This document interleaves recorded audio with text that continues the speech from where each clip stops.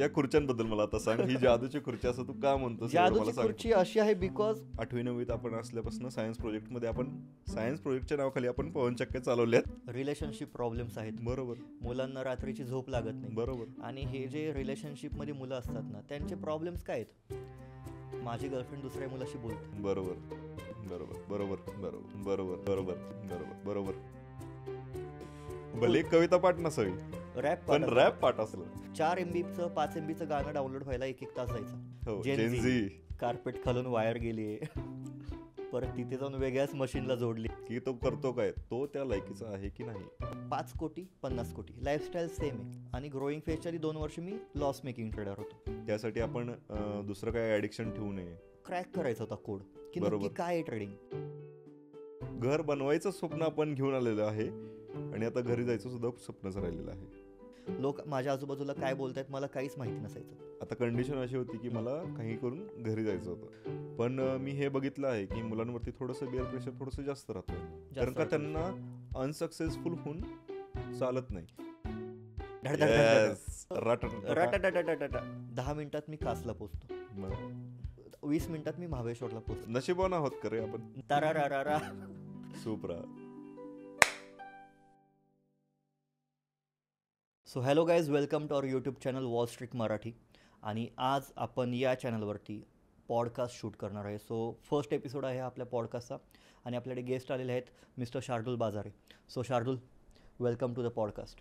आणि Shardul by profession marine electrical engineer आहे and he is also a content creator. So Shardul, कसं वाटतंय तुम्हाला आज इथे येऊन? खूपच छान. सगळ्यात पहिल्यांदा मला तुला अभिनंदन करावंसं वाटतंय. थँक्यू सो मच की एवढा छान स्टुडिओ तयार केलेला आहे, स्पेशली पॉडकास्ट रूम. येस, खूप सुंदर झालेली आहे, आपण बघूच शकतो आता. येस, त्यामागे क्रेडिट ऑब्व्हियसली तुम्हाला पण जातं बिकॉज हे सगळं तुम्ही सेट करून जे दिलं, लाईट्स वगैरे सगळं, त्यासाठी thank you so much once again bro. हा तुझा मोठेपण आहे, पण ह्याच्या मागे कष्ट सगळ्यांचेच आहेत, आपल्या टीमचेच सगळ्यांचे कष्ट, असं एकट्याचे नाही आहेत. इवन इंटेरियर्स पण आपण जे इंटेरियर ज्यांना आपण दिलं होतं त्यांचं पण यामध्ये खूप एफर्ट्स आहेत. बरोबर. Designing and all. So let start. पहिली गोष्ट म्हणजे आपण ही पॉडकास्ट पूर्णपणे कॅन्डिड ठेवणार आहे. बरोबर. अनफिल्टर्ड, कुठल्याही प्रकारची स्क्रिप्ट नाही आहे. करेक्ट. जे आपल्याला वाटेल की या पॉईंटवरती बोललं पाहिजे आपण बोलत जाऊ आणि लोकांना ते नक्कीच आवडेल. नक्की.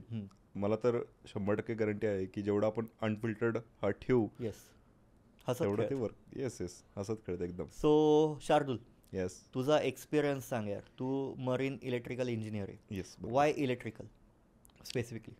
Y electrical? Okay, electrical concepts मला लहानपणापासून खूप आवडायचे. की 8वी 9वीत आपण असल्यापासून सायन्स प्रोजेक्टमध्ये आपण सायन्स प्रोजेक्टच्या नावाखाली आपण पवनचक्क्या चालवल्यात. बरोबर. सेलवरती चालणार आहे. ठीक आहे. रिव्हर्स इंजिनिअरिंग आहे ॲक्च्युली, तिथं जी कन्सेप्ट आपण यूज केली. पण मला लहानपणापासून हेच आवडत होतं की ॲटोमोबाईल सेक्टर म्हणा किंवा एक ॲटोमेशन सेक्टर म्हणा, की इलेक्ट्रिसिटी वर्क कशी करते ह्यामध्ये खूप क्युरियोसिटी होती. तर इन्स्पिरेशनलसाठी मी त्यावेळेस टेस्लाची वगैरे 2-3 चॅप्टर्स वगैरे असे वाचले होते त्यावेळेस. अच्छा, त्यावेळेस तू टेस्लाचे चॅप्टर्स वाचले होते? येस. मग त्यावेळेस थोडंसं असं इन्स्पिरेशन वगैरे असं मला वाटत होतं.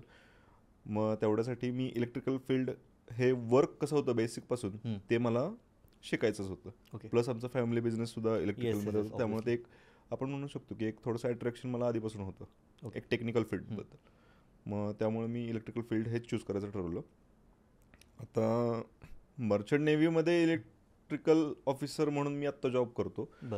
तर तिथं मला हा अप्पर हँड राहतो की मला इलेक्ट्रिसिटी जनरेशन कशी होती ते पण तुला तिथे ते सुद्धा बघायला मिळतं, प्लस ट्रान्समिट कशी होती ते पण बघायला मिळतं, आणि डिस्ट्रीब्यूट कशी होती. म्हणजे हे 3 पॅरामीटर, 3 स्टेजेस आहेत इलेक्ट्रिसिटीचे. जशी आपल्या इथं आपण कोयना डॅम वगैरे आपण म्हणतो की जिथे इलेक्ट्रिसिटी तयार होती ते आपल्या घरापर्यंत आपण हे लाइटिंग वगैरे कसं केलं आहे. तर हे सगळं बेसिक्स शिकलेलो आहे आणि ते ॲप्लिकेशन करायला मला ऑनबोर्ड मिळतं. सो बेसिकली तुम्ही शिपवरती इलेक्ट्रिसिटी तयार करता. येस. आणि तीच तुम्ही स्वतःसाठी यूज सुद्धा करतो. बरोबर. मस्तच यार, मस्त. येस. सो तुझा जो ओव्हरऑल जर्नी आहे, मला वाटतं जसं तू सातारा सोडला, बरोबर, तू समुद्राच्या आसपासच आहेस. होय. चेन्नईमध्ये होता शिकायला, मी एकदा आलो होतो तुझ्याकडे. येस. तू समुद्राच्या जवळ होतास, तेव्हा आपण पॉंडिचेरीला पण गेलो होतो. बरोबर. आणि आता पण तू तर आता समुद्रात. कसं वाटतं यार, फिलिंग कशी आहे ती? समुद्राशी एक आता असं वाटतं की एक नातं जोडलं गेलेलं आहे. जरी आपण दरी खरत राहतो इथं साताऱ्यामध्ये, तरी सुद्धा असं झालेलं आहे की समुद्राशिवाय आता जगणं पॉसिबल नाही असं मला वाटायला लागले. कारण का रोज रात्री झोपताना मी जसं तू सांगितलंस की आता चेन्नईमध्ये मी 2016ला चेन्नईला गेलो. यस, बीच हाऊस आम्ही घेतलेला होता तिथे. या बीच हाऊसमध्ये आम्ही रात्री झोपताना आम्हाला समुद्राच्या लाटांचा आवाज यायचा. तर हा जो आवाज आहे हा आपल्या ह्युमन माइंडवरती खूप इफेक्ट करतो. ओके. मी भरपूर जणांना हे सजेस्ट करतो. इन गुड वे और bad way? In good way. Okay, in good way. लोक स्लीपिंग टॅबलेट्स वगैरे प्रिफर करतात आजकालच्या जगामध्ये. ठीक आहे, तर मी हेच एवढं म्हणतो की तुम्ही एकदा ट्राय करा की रात्री युट्यूबला वगैरे लाटांचा आवाज बॅकग्राऊंडमध्ये लावून सोडून द्या, किंवा पक्ष्यांचा आवाज तुम्ही बॅकग्राऊंडमध्ये लावून सोडून द्या, आणि तुम्हाला झोप किती छान येते ते बघा. तुम्हाला कुठल्याच एखाद्या टॅबलेटची कधीच गरज लागणार नाही. नेचरमध्ये जेव्हा आपण असतो, जसं आपण काल बोलता बोलता एक विषय निघाला होता की जेव्हा आपण नेचरच्या सानिध्यात असतो, एक आपोआप इनर पीस किंवा आपल्याला एक शांतपणा जागवतो, म्हणजे जाणवतो की नाही का, शांत वाटतं यार, पीसफुल वाटतं, असं वाटतं यार बरं झालं आलो, एक चेंज होतं, रुटीनमधून आपल्याला चेंज मिळतो. सो तसंच काइंड ऑफ असेल. Yes, exactly. जेवढं आपण नेचरमध्ये फिरू तेवढं मला असं वाटतं की नेचर सुद्धा आपल्याला तेवढंच अडॉप्ट करतो. बरोबर. जेवढं आपण नेचरपासून दूर जाऊ, जसं आज आपण बघतो की पुणे, मुंबई या शहरांमध्ये नेचरपेक्षा नॉईज पोल्युशन म्हणा, शिवाय कार पोल्युशन्स म्हणा, की एक स्मोक पोल्युशन जे आहे ते एवढ्या जास्त प्रमाणात आहे की लोक आता त्या नेचरपासून खूप दूर चाललीत, आणि त्याचे इफेक्ट्स ते आपण त्यांच्या हेल्थवरती बघतोच आहे. की लोकांना या लहान वयांमध्ये किती बीपीचे त्रास, शुगरचे त्रास, एन्झायटी हे, आणि आपण आपल्या वेळेस कधी ऐकलं नव्हतं रे हे शब्द. प्रॉब्लेम्स खूप आहेत ना भाई, रिलेशनशिप प्रॉब्लेम्स आहेत. बरोबर. मुलांना रात्रीची झोप लागत नाही. बरोबर. आणि हे जे रिलेशनशिपमध्ये मुलं असतात ना, त्यांचे प्रॉब्लेम्स काय आहेत? माझी गर्लफ्रेंड दुसऱ्या मुलाशी बोलते, बरोबर, यावरून त्याचं डोकं आउट होतं, बरोबर, तो रात्रभर जागा असतो. परत मुलीला काय टेन्शन असतं, काय असतं, मुलगा फायनान्शियली स्ट्रॉंग होईल का नाही, हे सगळ्यात जास्त हवा करतोय. हेच सगळ्यात जास्त टेन्शन मी आतापर्यंत बघितलेलं आहे. सो यामुळे काइंड ऑफ ते डिप्रेशन, एन्झायटी, रात्रभर जागणे, ओव्हर थिंकिंग हे झालं. परत करिअरचा स्ट्रेस असतो. मुलांच्या बाबतीत आपण म्हणू शकतो, नाही मी असं डिस्क्रिमिनेट करत नाही कोणाला, पण मी हे बघितलं आहे की मुलांवरती थोडंसं बिअर प्रेशर थोडंसं जास्त राहतं, कारण का त्यांना अनसक्सेसफुल होऊन चालत नाही, ते रिस्क बेअर करू शकत नाही. आणि करिअर बद्दल पण त्यांना स्ट्रेस असतो, मुलींना पण असतो, मुलांना पण असतो, इन जनरल यंगस्टर्सना असतो. यंगस्टर्स, बरोबर. सो यंगस्टर्समध्ये पण आता डिवायडेशन झाले, मिलेनियल्स, जेन झी वगैरे. सो आपण ऑब्व्हियसली मिलेनियल्समध्ये येतो. तर आपली थिंकिंग, आपण जो काळ पाहिलाय, जसं की आपल्याकडे अँड्रॉइडचा जमाना नव्हता, तो आपण फेसबुक, आपली सुरुवात ऑर्कुट पासून झाली. मला नाही वाटत या मुलांना ऑर्कुट माहित असेल. बरोबर, नाही, ऑर्कुटने सुरुवात झाली. फेसबुकवरती आपण ते छोटे मोबाईल असायचे ज्यामध्ये असं फेसबुक आपल्याला वेब थ्रू जावं लागायचं. एक मेसेज पाठवला की त्याचा रिप्लाय यायला 1 दिवस जायचा, ऑनलाईन आहे की नाही ते पण कळायचं नाही, काही तशी सिस्टीम नव्हती. SMS पॅक असायचे, बरोबर, 100चा SMS पॅक. बरोबर. मग आपले जोक्स, आता जशी आपण मीम शेअर करतो ना एकमेकांना, आपण जोक शेअर करायचो त्या काळी. तो इराच असा वेगळा होता नाही का, आपण टेक्स्ट मेसेजवरचे जोक असून सुद्धा ते एन्जॉय केलेले आहेत. आणि टेक्स्ट मेसेज मध्ये पण लिमिट असायचं, 100च्या वरती लिमिट गेला की 2 मेसेजेस व्हायचे, आणि मेसेजेस फॉरवर्ड व्हायचे. बरोबर, असे 5 जोक असायचे, पण आपल्याला भारी वाटायचं. परत एखादं गाणं आलं नवीन तर आपण ते डाउनलोड करायचो. आणि इंटरनेट स्पीड वगैरे काहीच नव्हतं तेव्हा भाई. 4 MBचं 5 MBचं गाणं डाउनलोड व्हायला 1-1 तास जायचा. बरोबर. स्टोरेज पण नसायचं. बरोबर. आणि तो काळ मला वाटतं हनी सिंग, आज आपण सकाळी गाडीमध्ये आपण तेच म्हणलं की हनी सिंगने तो काळ गाजवला. आताचे लोक संबाटाला बघतात, परत रफ्तारला बघतात, पण जो कोर आहे ना तो हनी सिंग होता. बरोबर. ते रॅप पार्ट असणं, करेक्ट, ती पण एक इमोशन होती. स्कूलमध्ये जाऊन तो रॅप बोलला की फुल हवा व्हायची त्या मुलाची, नाही का, की अरे त्याला रॅप येतो पूर्ण पाठ आहे त्याचा, आणि भले कविता पाठ नसावी, रॅप पाठ असलं. सो असं होतं यार. आणि मला वाटतं ते मिस करतात हे लोक. बरोबर. आता इव्हन आपण पण बघ ना, काल तू PUBG खेळत होतास मोबाईल, बरोबर, मी घरी गेम खेळत बसतो. बरोबर. आउटडोर ऍक्टिव्हिटीज कमी होत चालल्यात. सो त्या पण नेसेसरी आहेत. बरोबर. पण हे आपण ॲज अ हॉबी म्हणून खेळत असाल तुम्ही गेम वगैरे, तर चांगली गोष्ट आहे की तुम्ही एक स्ट्रेस लेवल तुमची रिलीज करता. बरोबर. त्यासाठी आपण दुसरं काय ॲडिक्शन ठेवू नये, ही चांगली गोष्ट आहे. त्यामुळे गेमिंग आपण कायम प्रिफर करतो. गेमिंगने ना ॲक्च्युली मी माझ्या फील्डमध्ये पर्सनली ऑब्झर्व केले. आता माझी फील्ड जी आहे ती ट्रेडिंग. बरोबर. सो ट्रेडिंगमध्ये मला क्विक डिसिजन्स घ्यावे लागतात. बरोबर. सो क्विक डिसिजन घेण्यासाठी मला पबजीचा इवन फिफाचा खूप बेनिफिट होतो. सपोज ठीक आहे, आपण दोघं टीमने मॅच खेळतोय पबजीची, आपण चाललोय कारमधून, आपल्याला अचानक एका घरामध्ये एनिमी दिसले. आपण काय करणार, लगेच गाडी मागून टाकणार, लगेच उतरणार, परत आतमध्ये आपण बॉम्ब वगैरे टाकणार, स्मोक करणार. किती पटपट आपण डिसिजन घेतो भाई. बरोबर. आणि आपल्याला फिकर नसते की माझा डिसिजन चुकेल, आपण ते पटपट घेत जातो, लगेच आपण रश करतो, डाड. सो ते खूप मॅटर करतं. गेमिंग हे चांगलं मी यासाठी म्हणेन की तुमची डिसिजन मेकिंग वाढते. बरोबर. काय वाटतं तुला? मला अगदी बरोबर. तू जसं म्हणलास की गेमिंगनी थोडं डिसिजन मेकिंग तर सुधारतं. ॲडिक्ट नसावं कधी पण डिसिजन मेकिंग नक्कीच सुधारते. आणि इवन फिफामध्ये पण, तू फिफा खेळलाय कधी? हो, फिफा पण खेळतोय. फिफामध्ये पण बघ, तुला 11 प्लेयर्स मॅनेज करायचे. बरोबर. तुझ्याकडे कंट्रोलर, ॲडमिनिस्ट्रेशन म्हणू शकतोस.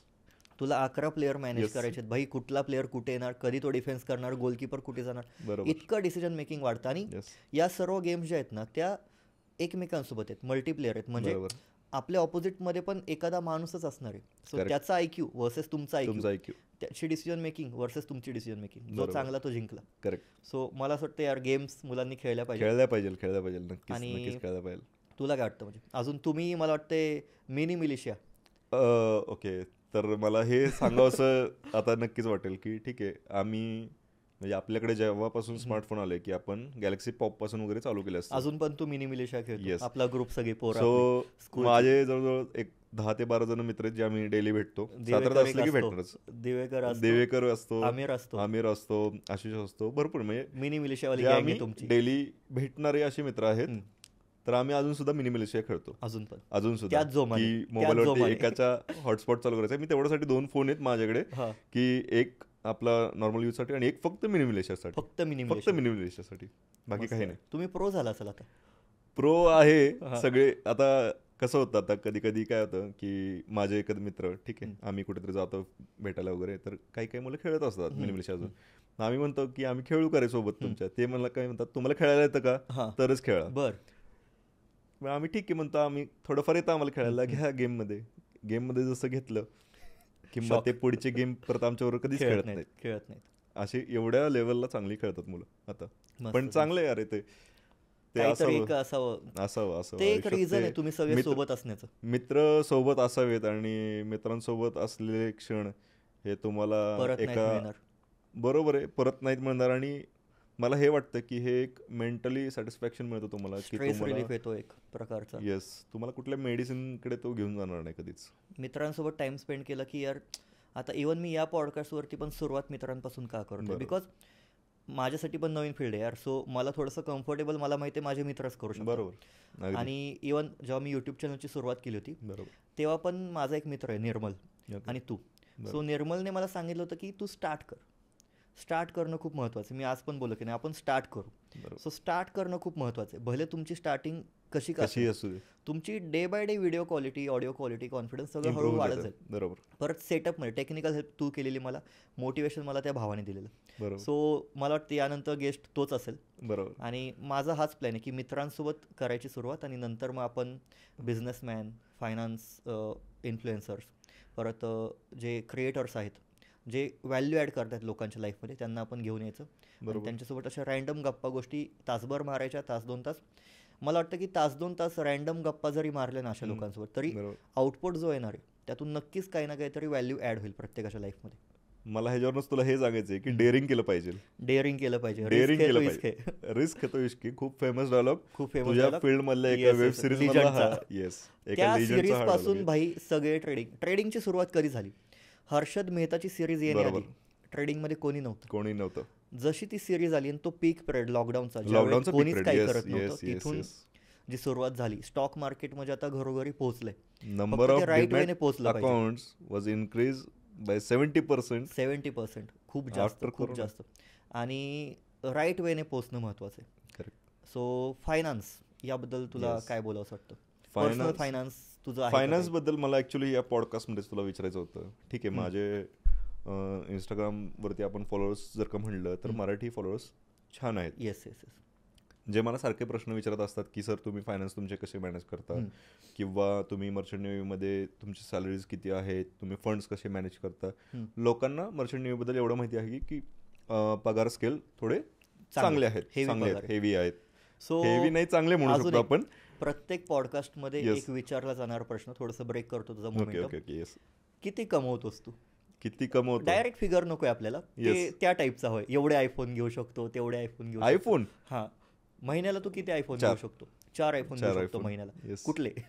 प्रो वाले. येस. सो हा मी क्वेश्चन ऍड केलाय की प्रत्येक पॉडकास्ट मध्ये मी पाहतोय प्रत्येक जण विचारतो किती कमवतोस महिन्याला. सो मस्त आहे. 4 आयफोन तू महिन्याला कमवतो, घेऊ शकतो. घ्यायची गरज नाही, पण घेऊ शकतो.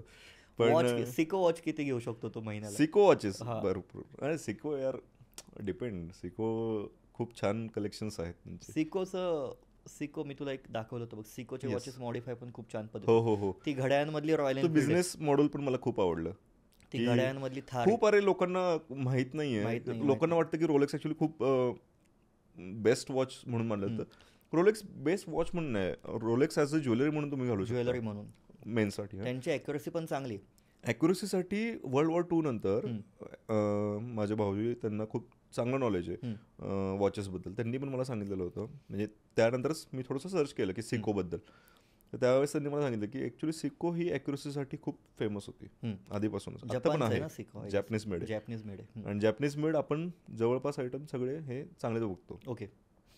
जॅपनीज मेड वरून तुला कुठला आयटम सगळ्यात चांगला आवडतो मला एवढं सांग. वॉचेस. अजून एक गोष्ट जॅपनीज. येस. नो आयडिया भाई. कारमध्ये जॅपनीज कोणती कंपनी जॅपनीज आहे? टोयोटाचीच. टोयोटा. सुप्रा. तारारारा. सुप्रा. नाही, तारारारा नाहीये, त्याचं थोडंसं राटाटाटाटाटा. बरोबर. येस. सो आहे, जॅपनीज मेड खूप चांगल्या गोष्टी आहेत. तर आपण वॉचेस वगैरे घ्यावेत, मला असं वाटतं. वॉचेस चांगले असतात. आणि शक्यतो तरी डिजिटल वॉचेस घेऊ नका. गाईज स्मार्ट वॉच मुलं यूज करतात, ठीक आहे. Boys use smart watch, men use analog watches. So हा खेळ आहे. बरोबर. आणि हे खूप मला कळत नाही यार. ॲपल वॉच काय तुम्ही घड्यात. हॅलो, हा शार्दूल कुठे असं कोण बोलतं कॉलवरती? टू बेसिक यार. घड्याळ असं वॉच हे ज्वेलरी आहे. आजपर्यंत असं डिजिटल वॉच कधी घातलंच नाही. नो ऑफेन्स, पण हे फॅक्ट आहे. जर तुम्ही वॉच एन्थुसियास्ट असाल तर तुम्हाला ही गोष्ट समजेल. जर तुम्ही नसाल तर तुम्हाला काय 100 कारण काढाल. हा, आणि आमच्या वॉच मध्ये हार्टबीट दिसते, हे राहू दे.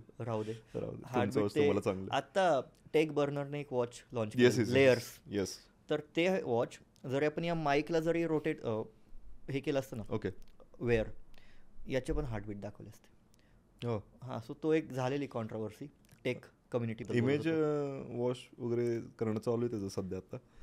ठीक आहे, इमेज वॉश PR थ्रू वगैरे ते चालतच राहते यार. Even most of the podcast PR साठीच चालू आहेत आता तरी, सध्या तरी. पेड पॉडकास्ट चालू आहेत सर्व, म्हणजे 90% पॉडकास्ट पेड चालू आहेत. सो यार माझं अजून एक म्हणणं की आपण या पॉडकास्टमध्ये ना कुठल्याही प्रकारचं पेड प्रमोशन वगैरे करण्याचा प्लॅन करत नाही. प्रमोशन इन द सेन्स एखादा पर्सनकडून आपण पैसे घेण्याचा प्लॅन करत नाही. म्हणजे की तुम्ही मला पैसे द्या आणि तुम्ही इथे येऊन तुमचा बिझनेस प्रमोट करा, तसं आपल्याला काहीच करायचं नाही. इथे असे लोक येणार ज्यांनी सोशल मीडियावरती, यूट्यूबवरती किंवा ॲक्च्युअल त्यांच्या लाईफमध्ये काहीतरी व्हॅल्यू ॲड केली आहे सोसायटीमध्ये, देशासाठी असेल, स्टेटसाठी असेल, और त्यांच्या सिटीसाठी असेल, पण काही ती व्हॅल्यू ॲड केली असेल. आपण त्यांच्यासोबत इथे गप्पा मारायच्यात आणि म्हणूनच आपण हा पॉडकास्ट चॅनल चालू करतो. बरोबर, एक जेन्युइन वे असावा. येस. आपल्याला यातून ₹1 कमवायचं नाही भाई, गरज नाही. युट्यूबचा रेव्हेन्यू येईल, त्यात पण आपण आपलेच इन्स्ट्रुमेंट्स वगैरे थोडेसे अपग्रेड करू आणि अजून चांगल्या क्वालिटीमध्ये आपण देऊ. येस, मला पण हेच आवडतं. मला एक पृथ्वी, तुला एक क्वेश्चन विचारायचा होता. जसं आपण मगाशी माझ्या सॅलरीबद्दल थोडंसं डिस्कस केलं. येस, तर मला एक क्वेश्चन हा होता की मी, ठीक आहे, माझ्या आता रिसेंट वॉयजमध्ये मी एक चेक केलं की माझे जे सेकंड इंजिनियर होते, म्हणजे चांगल्या लेवलचे ऑफिसर आहेत ते, तर त्यांच्या अकाउंटमध्ये मी बघितलं तर एक साधारण 60 to 65 lakhs लिक्विड मनी आहे अकाउंटमध्ये कुठल्या सेव्हिंग करंट सेव्हिंग अकाउंटमध्ये सेव्हिंग अकाउंटमध्ये ठेवलेत त्यांनी. लिजंड. तर मी त्यांना विचारलं की सर काय म्हणजे तुम्ही इन्व्हेस्टमेंट वगैरे काय करत नाही का, किंवा तुम्ही हे पैसे असे फिरवून वगैरे यूज करू शकत नाही का. तर त्यांनी मला सांगितलं की नाही रे, मी आपलं क्वार्टरली जे आपल्या बँकेचे 3.5 to 4% इंटरेस्ट, त्यासाठी त्यांनी ते लिक्विड मनी त्यामध्ये ठेवले. तर तू काय सजेस्ट करशील की समजा एवढा तुझ्याकडे लिक्विड फ्लो आहे, इव्हन मी तुझी वर्किंग पण आहेत, येस ते वर्किंग आहेत ऑलरेडी, 4 ते 5 लाख त्याला पण मिळतच असतं कन्फर्म महिन्याला. खूप आहे ना यार, खूप आहे. कसं करू शकतात भाई, आता सपोज एखाद्याची कंडिशन अशी असेल तर तुम्ही एक इमर्जन्सी फंड म्हणून 10 लाख बाजूला ठेवा. बरोबर. ते तुमच्या सेव्हिंग अकाउंटला राहू देत, त्यातून तुम्हाला 3-4.5% येऊ देत. पण जे राहत आहेत ना 50-1 लाख, त्याची तुम्ही म्युच्युअल फंडमध्ये इन्व्हेस्टमेंट करा. म्युच्युअल फंडमध्ये पण बरेचसे फंड्स असतात. So choosing a right mutual fund is also a trick. तुम्हाला कधीही हायब्रिड फंडमध्ये जायचं आहे. म्हणजे ते हायब्रिड फंड म्हणजे काय की डेप्ट आणि इक्विटीचं कॉम्बिनेशन असतं. डिपेंड करतं तुम्ही कुठला हायब्रिड फंड घेताय. डेप्टमध्ये थोडक्यात बॉन्ड्स, FD वगैरे काइंड ऑफ लिक्विड असतात त्या गोष्टी. त्याने काय होतं की रिटर्न्स तुमचे कधी कमी होत नाहीत. सो हायब्रिड फंडमध्ये तुम्ही जरी एखादा ॲग्रेसिव्ह फंडमध्ये गेला, तुम्ही 15%च्या आसपास कमवू शकता. बॅलन्स्डमध्ये गेला, सो बॅलन्स्डमध्ये कसं असतं, इक्विटी आणि डेटचा रेशो 50-50 असतो. ॲग्रेसिव्हमध्ये इक्विटी राहते 70%, 30% राहते तुमची डेप्ट. 70% डेप्ट आणि 30% इक्विटी ही झाली कन्झर्वेटिव्हमध्ये. सो जरी तुम्ही कन्झर्वेटिव्हमध्ये गेला ना, तरी तुम्ही आरामात 12% कमवता इयरली. आणि हे रिटर्न येस 95% तुम्ही कमवणार. 5% जर मार्केट अगदीच क्रॅश झालं तर त्या वर्षी तुम्ही काही कमवणार नाही. पण जर तुम्ही टाकत राहता SIP तुमची चालू आहे तर तुम्हाला काही प्रॉब्लेम येत नाही. सो जर त्यांनी 50 लाखाची जरी म्युच्युअल फंडमध्ये इन्व्हेस्टमेंट केली आणि जोवर ते रिटायर होत आहेत, तुम्हाला पेन्शन नसते राईट. बरोबर. ठीक आहे. सो जोवर ते रिटायर होतात तोवर त्यांनी एक लमसम 2.5 लाखाची SIP त्यामध्ये चालू ठेवली पर मंथ. आणि रिटायरमेंट झाल्या म्हणजे तो रिटायर झाल्या त्या पर्सनने त्यातून विड्रॉल्स चालू केल्या ॲज अ SWP. तरी पण तो माणूस आयुष्यभर कमवत राहणार, त्याची कॅपिटल ग्रो होत राहणार. बरोबर. सो SWPचे पण काही रूल्स असतात की किती विड्रॉल घेतली पाहिजे वगैरे, त्यावरती आपण डिटेलमध्ये निवांत 0.7 रील अपलोड केली होती SWPची. खूप छान रील होती. ती रील लोकांपर्यंत पोहोचली आणि खूप मदत झाली. प्रश्न मला तुला तेच विचारत होता की ती रील स्पेसिफिकली मराठीत होती. Yes yes. पण त्याला ग्रोईंगसाठी कुठे अडचण नाही आली की असं नाही झालं, कारण का त्यात नॉलेज आहे. येस. ते नॉलेज तू शेअर करतोय, त्यामुळे लोक म्हणजे नक्कीच आवडीनं बघतात अशी गोष्ट. 3.1 मिलियन म्हणजे थोडक्यात 31 लाख लोकांनी ती व्हिडिओ बघितली आणि लाखभर शेअर्स आलेत. आय गेस लाखभर नाही, 75,000 शेअर्स आलेत. तर कंटेंटला मरण नाही आहे. और कंटेंट तुम्ही कुठल्या लँग्वेजमध्ये शेअर करताय ते पण मॅटर करत नाही. अगदी मी एखादा नॉलेजेबल गोष्ट, एखादी चांगली गोष्ट म्युझिक थ्रू जरी सांगितली, बॅकग्राऊंडला म्युझिक ठेवून, तरी ती पोहोचणार. पण तुम्ही पोहोचवणं महत्त्वाचं आहे. कंटेंट क्रिएशन चालू करणं महत्त्वाचं आहे, ते चांगल्या वेमध्ये गेलं पाहिजे. आजकालच्या जगामध्ये कंटेंट क्रिएशनला एवढी व्हॅल्यू आहे, जर का तुम्ही ती यूज करू शकत नाहीये तर तुम्ही खूप बॅकफुटला जाऊ शकता. कंटेंट क्रिएशन इज मस्ट भाई. आणि याचा फायदा तुम्हाला तुमच्या बिझनेसमध्ये पण होऊ शकतो. लाईक आता मी तुला एक गोष्ट सांगतो. माझा एक फ्रेंड आहे, हे कर्टन्स ज्याच्याकडून मी घेतले तो माझा फ्रेंड आहे सुदेश. तर त्याला पण मी हेच सजेस्ट केलं की तू ऑनलाईन घेऊन जा तुझा बिझनेस. करेक्ट. तू स्वतः ये साईटवरती, तू लोकांचा रिव्ह्यू घे, व्हिडिओ बनव की कसं वाटलं तुम्हाला, सर्व्हिस कशी वाटली, तू स्वतः तिथे कर्टन्सचा फील दाखव. आणि याने करून काय होईल की तुझा बिझनेस अजून लोकांपर्यंत पोहोचेल. थोडक्यात तू जर महिन्यात 4 ते 5 साईट्स करत असतील तर त्या 10 होतील. ही पॉवर आहे सोशल मीडियाची आणि हे सगळीकडे लागू होतं आजकाल. सोशल मीडियाशिवाय प्रत्येक बिझनेस आता हे बिझनेस ग्रो व्हायला लागले सोशल मीडियामुळे. बरोबर. त्याचा यूज खूप कमी लोक करून घेतात व्यवस्थित. इव्हन आपण साताऱ्यामध्ये सुद्धा जर का बघितलं तर कॉन्टेंट क्रिएटर थोडे आता जरा जास्त आपण बघतो, इन्फ्लुएन्सर्स आहेत थोडे जास्त बघतो की आपण स्ट्रोलिंग करत असतो रात्री झोपताना वगैरे, इंस्टाग्रामचं रील्स सोडत असतो आपण कुठेही बसून.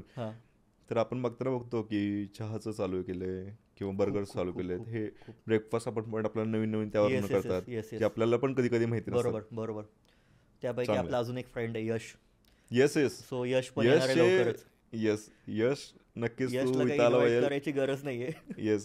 यशचे मी बघितलेले होते, मला त्याचे ऍक्च्युली कॉकटेल्स हे खूप जास्त आवडलेले होते आणि मी 2-3 ट्राय केलेले होते. यशचा एक विषय काय झालाय माहितीये, त्या दिवशी आपल्या ऑफिसची छोटीशी पूजा चालू होती आणि बरोबर यशला फोन आला. काय सगळे बसलेले आणि यश त्या फोनवरती घरच्यांशी बोलत होता आणि यश म्हणला तुम्ही बसा मी आलोच. ठीक आहे. तर यशची इमेज अशी झाली की भाऊ बसा म्हणला की डोक्यात तेच येतं की बसा म्हणजे खूप हसलो. टॅग करूयात आपण यामध्ये यशला. यशचा फोटो दाखवू आपण आणि यशची एखादी रील बॅकग्राऊंडला चालू दे. मस्त, चांगले. आता मला एक सांग, हे सगळं झालं आपलं करिअर ओरिएंटेड. आता तुला असं कधी वाटलं नाही करे की ट्रेडिंगपेक्षा जास्त लोकांना क्विक मनी ही कन्सेप्ट जरा जास्त आवडायला लागली, किंवा ते असे इन्फ्लुअन्स व्हायला लागलेत की ट्रेडिंगमधून क्विक मनी आहे, की मी उद्या लगेच BMW मागं गाणं पैसा है तो बडी बात. ओके, कॉर्पोरेट आलं नाही पाहिजे, पण आता अशी सिच्युएशन आहे लोकांची की मला सुद्धा आता बघितलं मी 2 दिवसांमध्ये की माझ्या मित्रांचे की कॉल यायला लागलेत, जसं आपण फोटो वगैरे रिपोस्ट वगैरे करतो, तर त्यांना वाटतं की मी पण ट्रेडिंगवर मी करत नाही. त्यांना मी तेच म्हणलं की तुम्हाला क्विक मनी घ्यायचं आहे का ट्रेडिंगमधून, हे नाही होत. मला फक्त त्यावरती एक एक्सप्लेनेशन देतो. सगळ्यात पहिलं मी तुमचे एक्सपेक्टेशन सेट करतो. जर तुम्ही इंट्राडे ट्रेडिंग करत असाल तर तुम्ही मंथली 4% एक्सपेक्ट करून चाला. ठीक आहे, मी म्हणत नाही तुमचे लोक इथे महिन्यात पैसे डबल करण्याचा प्लॅन करतात, मग त्यांना ऑब्व्हियसली गॅम्बलिंग माइंडसेट आहे, तो नको आहे आपल्याला. इयरली तुम्ही जर 36 to 40% जरी अचीव केले, तुम्ही इन द इलाइट ट्रेडर्सच्या ग्रुपमध्ये येते. 30 to 40% म्हणतोय मी, पण लोकांना दिवसात डबल करायचं. 30 to 40% on your whole capital. Suppose तुमची कॅपिटल 1 लाख रुपये, तुम्ही त्यावरती 30 ते 40 हजार रुपये जरी कमवले एका वर्षात, तुम्ही ऑलरेडी टॉपच्या लीगमध्ये आहात. पण 30,000 40,000 वर्षात जर मी बोललो तर त्यांना काय वाटणार, अरे यार फक्त 30-40 हजार. स्टॉक मार्केट का बदनाम आहे? स्टॉक मार्केटमध्ये लॉसेस जे होतात, आता आपण आधी लहान असताना स्टोरीज ऐकल्या की एक बिझनेसमॅन होता, त्याच्या खूप कंपनी होत्या, त्याची शेती होती, त्याचा स्टॉक मार्केटमध्ये लॉस झाला आणि सगळं विकावं लागलं, घरदारं विकायला लागली त्याला. स्टोरीज आपण ऐकल्या, त्यामुळेच आपण बॅकफूट वरती होतो की यार काय आपण कधी डेअरिंग नाही केलं. तर तिथे काय माहिती आहे, स्टॉक मार्केटमध्ये लॉसेस होत नाहीत. स्टॉक मार्केटमध्ये कॅटेगरीज आहेत. Stock market, basic stock market जिथे आपण स्टॉक्स घेतो आणि सेल करतो, हे झालं बेसिक. यामध्ये लॉस होत नाही. आता जर आपण टाटा मोटर्सच्या शेअरमध्ये इन्व्हेस्टमेंट केली, तुला वाटतं लॉस होईल? नाही, मला कधीच नाही वाटलं. इन्व्हेस्टमेंट इमोशन्स आहेत, प्लस कंपनी स्टेबल, कंपनी खूप स्टेबल. आता सपोज आपण SBI मध्ये इन्व्हेस्टमेंट केली, तुला वाटतं पैसे जातील? नाही. पण जर मी आज SBI मध्ये इंट्राडे ट्रेड घेतला, तो पण ऑप्शन्सचा, आता दुसरी कॅटेगरी येते, फ्युचर्स अँड ऑप्शन्स. म्हणजे हे झाले डेरिव्हेटिव्ह. ऑप्शन्स म्हणजे SBIचे कॉन्ट्रॅक्ट्स असतात, बरोबर, कॉल पुट, तो ऐकलं असेल. येस. सो ते थोडंसं रिस्की राहतं. 99% ऑफ द टाइम्स लॉस होतो तो डेरिव्हेटिव्हमध्ये होतो. इव्हन आपण आपले जे फायनान्स मिनिस्टर आहेत, ठीक आहे, निर्मला सीतारामन आजकाल खूप फेमस आहेत. येतात त्या आधेमध्ये, तुझ्या स्वप्नात नसतील येत? नाही, माझ्या स्वप्नात येत नाहीत. पॉपकॉर्नचा विषय झाल्यापासून मी त्यांना डेली बघतोय. त्यांनी पण हेच सांगितलं होतं, एक स्टेटमेंट त्यांनी दिलं होतं की फ्युचर FNO मध्ये खरंच हे मिडल क्लास लोकांसाठी नाही आहे, हे त्यांनी सांगितलं. थोडंसं बॅकस्लॅश झाली ती स्टेटमेंट. ती स्टेटमेंट ट्रू होती. मी म्हणतो की मिडल क्लास लोकांनी ना, मी शिकवताना पण हेच सांगतो कायम की तुम्ही फक्त ट्रेडिंग करू नका, तुम्ही इन्व्हेस्टमेंट पण करा. ट्रेडिंगला तुम्ही एक बॅकअप म्हणून चालवा, कारण फक्त ट्रेडिंगवरती जर तुम्ही डिपेंड असाल, तुमच्यावरती प्रेशर आहे. बरोबर, असंच आहे. आणि जसं की मी म्हणत होतो, एक्सपेक्टेशन्स 40% तुम्ही एक्सपेक्ट ठेवले, तुम्ही ते कॅच करू शकता. इयरली. बरोबर. लोकांना इथे वाटतं डेलीचं बोलतोय मी, महिन्याचं बोलतोय, नाही, इयरली तुम्ही 30 to 40% जरी अचीव केले, तुम्ही टॉप लीगमध्ये येतात. म्हणजे इवन वर्ल्डमधील बेस्ट इन्व्हेस्टर वॅरेन बफेट, त्यांचा CAGR म्हणजे त्यांचा इयरली रिटर्न्स त्यांचे अराउंड 19% आहेत, आय गेस. 19पेक्षा कमी आहेत, 19पेक्षा कमी पर्सेंट आहेत त्यांचे, आणि ते टॉपचे वर्ल्डमधले इन्व्हेस्टर आहेत. पण ट्रेडिंग मध्ये लोकांना दिवसाला 19% पण कमी वाटतात. बरोबर. आता मला सांग, तू आता जसं वॉरेन बफेट सरांचं नाव घेतलंस, आता मला सांग एक सध्याचा ट्रेंडिंग टॉपिक ज्याच्याविषयी मला सुद्धा खूप जणांनी विचारलं की तुम्ही पण बहुतेक हे काहीतरी करताय, ठीक आहे, मला हे सांग, इंडियन मार्केट का फॉरेक्स मार्केट? इंडियन मार्केट भाई. का? इंडियन मार्केटमध्ये सिक्युरिटी सगळ्यात मोठा. पण फॉरेक्स मार्केट याला तुम्ही डिवाइड करा. इवन मी क्रिप्टोमध्ये पण करतो कधी कधी, पण मी माझे पूर्ण स्टेक्स क्रिप्टोमध्ये नाही टाकणार. स्टेक्स माझे कसे आहेत, 90% मी इंडियन मार्केटवरती काम करतो, 10% मी फॉरेक्सला दिलेत. इन केस पुढे काही रूल आला, नेवर नो, आता बजेट जवळ आले, काही रूल येऊ शकतो. बरोबर. फॉरेक्स लिगल पण होऊ शकतं आणि बॅन पण होऊ शकतं, काही होऊ शकतं. जसं क्रिप्टोवरती त्यांनी टॅक्स लावला, 30%. पण त्यांनी बॅन नाही केलं, त्यांनी इलिगल पण नाही बोलले, पण त्यांनी त्याच्या इन्कमवरती टॅक्स लावला. बरोबर. सो तसं फॉरेक्सला काही होऊ शकतं. सो पूर्ण स्टेक तुम्ही फॉरेक्समध्ये टाकू शकत नाही. आणि फॉरेक्समध्ये काय आहे, जे पण इन्फ्लुएन्सर्स दुबईला जात आहेत ते फॉरेक्स प्रमोट करतात, बिकॉज त्यांचा टायअप असतो ब्रोकरशी. That simple. आता आपण कुठलाही ब्रोकर प्रमोट करत नाही, ना इंडियन मार्केटमध्ये ना फॉरेक्स मार्केटमध्ये. पण इंडियन मार्केट कधीही चांगलं जर तुम्हाला एक मेंटल पीस हवा आहे तर. यार 24 तास सपोज पकडून चाल की तू आत्ता एक ट्रेड घेतला, आत्ता ठीक आहे. सो आत्ता एक ट्रेड घेतला आणि त्या ट्रेडमध्ये तुझं टार्गेट पण हिट होत नाही, स्टॉप लॉस पण हिट होत नाही, आणि तो रात्रभर ट्रेड चालू आहे. किती मेंटल प्रेशर राहील तुला झोप पण नीट लागणार नाही. बरोबर. इंडियन मार्केटचा बेनिफिट काय, 9ला चालू होतं, 3:30ला संपतं, 3:30ला दुकान बंद. आणि ॲक्च्युली जर तुम्ही इन्व्हेस्टर असाल और स्विंग ट्रेडर असाल, तुम्हाला त्या टाईममध्ये काही करण्याची गरज नाही आहे. सो याचा अर्थ असा नाही की फॉरेक्स केलंच नाही पाहिजे. तुम्ही फॉरेक्स ट्रेडिंग करू शकता, बिकॉज फॉरेक्समध्ये प्राईज ॲक्शन म्हणून एक कन्सेप्ट असते, ती खूप स्मूथली वर्क होते. पण तुमचं मनी मॅनेजमेंट जे असतं ना, तुम्ही ज्या पद्धतीने कॅपिटल मॅनेज करताय ती स्मार्टली पाहिजे, एवढंच. ओके. तर आता समजा एखाद्याला फॉरेक्स ट्रेडिंग चालू करायचं असेल तर त्याला बेसिक कुठून चालू करू देईल? बेसिक पहिलं त्याने पेपर ट्रेडिंग करावी. पहिलं हे बघा, वेगवेगळे मार्केट्स आहेत. थोडक्यात आता सपोज तू बलेनो चालवतोय सध्या, आपण XUVमध्ये तू बसला तर तुला ते फक्त युजर इंटरफेस समजायला वेळ जाईल, बाकीचं स्ट्रक्चर सेमच राहणार, ब्रेक क्लच तसंच राहणार, पण तुझी गाडी बदलणार. सो त्याला हॅबिच्युअल व्हायला तुला आठवडा तर जाईल. तसंच आहे मार्केटचं सगळीकडे स्ट्रक्चर सेम आहे. तू क्रिप्टोमध्ये काम कर, कमोडिटीजमध्ये काम कर, इंडियनमध्ये काम कर, कुठेही कर, स्ट्रक्चर सेम राहतं. फक्त तुमचा तो युजर इंटरफेस जो आहे तो थोडासा वेगळा असतो. मग त्याला ॲडॅप्ट होण्यासाठी तुम्ही स्टार्टिंगला पेपर ट्रेडिंग करा, मग तुम्ही रिअल ट्रेडिंगला स्विच करू शकता. बरोबर. असं मी याबद्दल खूप व्हिडिओज वगैरे बनवलेत ऑलरेडी, यूट्यूबवरती, इन्स्टावरती. मी पण कंटेंट क्रिएट करतो आणि तू पण कंटेंट क्रिएशनमध्ये आहेस. नक्कीच. सो तुला कशा पद्धतीचा कंटेंट पोस्ट करायला और शूट करायला और क्रिएट करायला आवडतं? ओके. तर आता माझ्या फील्डमध्ये जर का मी म्हटलं, माझ्या फील्डच्या संदर्भात तर मर्चंट नेव्हीशी रिलेटेड कंटेंट करणारे पण खूप जण आहेत. ओके. बोलावं असं काही वाटत नाही की कॅमेरा धरून बोला, हे मला आवडत नाही वगैरे नाही. म्हणजे करू शकतो मी, पण मला आवडत नाही. मला कन्सेप्ट कुठली आवडते तर सिनेमॅटिक ही कन्सेप्ट खूप जास्त आवडते. स्टोरी टेलिंग विदाउट बोलता, न बोलता स्टोरी टेलिंग तुला आवडते की एक फ्रेम दाखवायची की ज्याच्यामध्ये पूर्ण एक इमोशन असलं पाहिजे, एक स्टोरी असली पाहिजे. हे मला खूप आवडतं. तू यार एकदा जेव्हा घरी येत होतास या सेलिंग नंतर, तर तेव्हा तू एक रील टाकली होती, एक जहाज होतं, तो एक कोट टाकलेला. मला वाटतं की यार तू तो कोट आज रिपीट करावास. कोट हा खूप असा एक म्हणजे इमोशनल होता, प्लस तो एक मनापासून आलेला कोट एकदम होता. तो कोट असा होता की घर बनवायचं स्वप्न आपण घेऊन आलेलं आहे आणि आता घरी जायचं सुद्धा स्वप्नच राहिलेलं आहे. डीप होतं. हा खूप डीप थॉट होता. असं नाही की मी बनवलेला होता, मी सुद्धा वाचलेला होता, पण त्या सिच्युएशनला मी जवळजवळ 6.5 मंथ मी ऑनबोर्ड होतो. बरोबर. आणि आता कंडिशन अशी होती की मला काही करून घरी जायचं होतं, पण मल्टिपल रिझन्समुळे मला घरी जाता येत नव्हतं. ओके. Multiple reasons. मला वाटतं की तू एक गोष्ट इथे मेन्शन करावीस की as a marine electrical engineer तू 6 महिने तरी मिनिमम वर्षातले बाहेरच असशील, बरोबर. सो ती लाईफ कशी असते, staying away from family? Yes.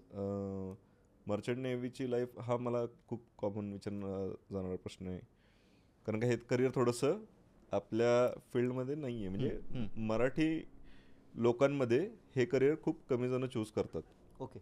पण जे चूज करतात त्यांना मी हेच सांगू शकतो की बिंदास्त या फील्डमध्ये लाईफ अशी आहे की तुम्ही एकदा गेला तिकडे ऑनबोर्ड की एक साधारण तुम्ही नॉर्मली 6 महिन्याचा कॉन्ट्रॅक्ट असतो. Okay. Those who are lucky की ज्यांना 4 महिन्याचा कॉन्ट्रॅक्ट मिळतो. ओके. 4 महिने जायचं, 4 महिन्यानंतर परत यायचं घरी. बरं. असं. पण एकदा गेलं की तुम्ही रिटर्न येऊ शकत नाही unless and unless there is a emergency. पण इमर्जन्सीच्या वेळेस सुद्धा तुम्ही पोर्टवरती असाल तरच तुम्ही घरी येऊ शकता. जसं की मी समजा इन रूट आहे चायना टू ऑस्ट्रेलिया, तर चायना टू ऑस्ट्रेलिया जवळजवळ वॉयज आहे 15 दिवसाचा वॉयज आहे. बरं. तर या 15 दिवसाच्या वॉयजमध्ये समजा काही प्रॉब्लेम, वॉयज म्हणजे टाइम पिरियड आहे तो. ओके. की सेलिंगचा टाइम पिरियड. ओके. की बोट एका ठिकाणून दुसऱ्या ठिकाणी चालली आहे. बरं. तर हे जे ट्रॅव्हलिंग आहे त्याला वॉयज म्हणतात. ओके. तर हे एक वॉयज आहे. तर China to Australia frequent voyages असतात हे. तर 15 दिवसाचं वॉयज आहे. समजा इन बिटवीन की 2 दिवस तुम्ही ऑलरेडी सोडलेला आहे पोर्ट चायनावरून आणि इमर्जन्सी आली आहे, घरी काहीतरी प्रॉब्लेम झाला आहे, तुम्हाला घरी जायचं आहे, तर तुम्ही ऑस्ट्रेलियाला पोचल्याशिवाय नाही जाऊ शकत घरी. समजलं. मग जरी इन बिटवीन तुमच्या रूट काही इमर्जन्सी आली तर तुला पोर्टवरती पोहोचल्यानंतरच मग तिथून एअर एव्हॅक्युएशन म्हणजे पॉसिबल आहेत की तुम्ही फ्लाईट घेऊन लगेच घरी जाऊ शकता. सगळं पॉसिबल आहे, पण कधी जेव्हा तुम्ही पोर्टला पोहोचणार. सो अशी काही सोय नसते का की तुमच्यासाठी चॉपर येऊन घेऊन जाईल? येस, जेव्हा मी सेकंड कॉन्ट्रॅक्टमध्ये होतो त्यावेळेस मला ॲक्च्युली थोडंसं स्टमक पेन झालेलं होतं. तर त्यावेळेस ठीक आहे, आपल्याकडे मेडिकल असिस्टन्स असतात अवेलेबल की जे लँडवरती राहून आपल्याला मेडिकल असिस्टन्स देऊ शकतात की आपले कंडिशन सिम्पटम्स बघून ते सांगू शकतात, सजेस्ट करू शकतात की तुम्हाला काय झालेलं आहे. मेडिकल सपोर्ट ऑब्व्हियसली अवेलेबल असतो ऑनबोर्ड. ऑनबोर्ड एक हॉस्पिटल असतं छोटं की ज्यामध्ये तुम्हाला सगळ्या प्रकारची मेडिकल असिस्टन्स मिळू शकते, काही होऊ देईल तरीसुद्धा. तर मग त्यांनी मला सांगितलं की म्हणजे जे माझे सिम्पटम्स होते त्यानुसार मला एअर एव्हॅक्युएशन त्यांना करायला लागणार होतं की हॉस्पिटलाइज करायला लागणार होतं. मग त्यांनी चेक केलं. त्यावेळेस आम्ही बाल्टिमोर जवळ होतो. बाल्टिमोरला आम्ही 7 दिवसानंतर पोहोचणार होतो. नियरेस्ट पोर्ट 200 नॉटिकल माइल वरती होतं.